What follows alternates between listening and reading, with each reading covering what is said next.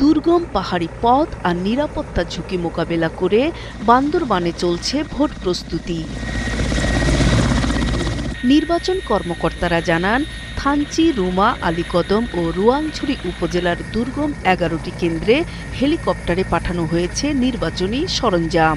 এই আসনে আমাদের ভোট সেন্টার রয়েছে সর্বমোট পোস্টাল ব্যালটের ভোট সেন্টার সহ 187টি। আমরা গত 6 তারিখে উপজেলা ভিত্তিক সংসদ নির্বাচনের ব্যালট পেপার, গণভোটের ব্যালট পেপার সহ বিভিন্ন ধরনের ফর্ম, প্যাকেট এগুলো উপজেলা পর্যায়ে পাঠিয়ে দিয়েছি। এদিকে নির্বাচনে নিরাপত্তা নিশ্চিত করতে মোতায়েন করা হয়েছে প্রায় 1300 পুলিশ সদস্য, 2300 সেনা সদস্য এবং 21 প্লাটুন বিজিবি সহ র্যাব ও আনসার সদস্য।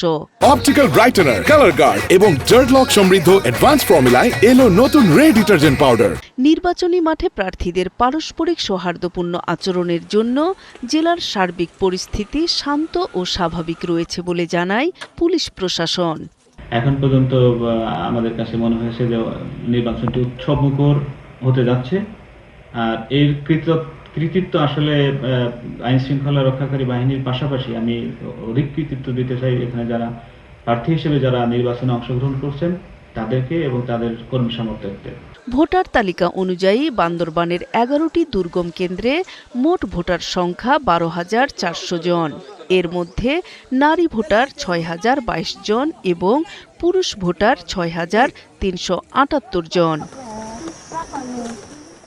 নূর তাজমিন নীর, 71।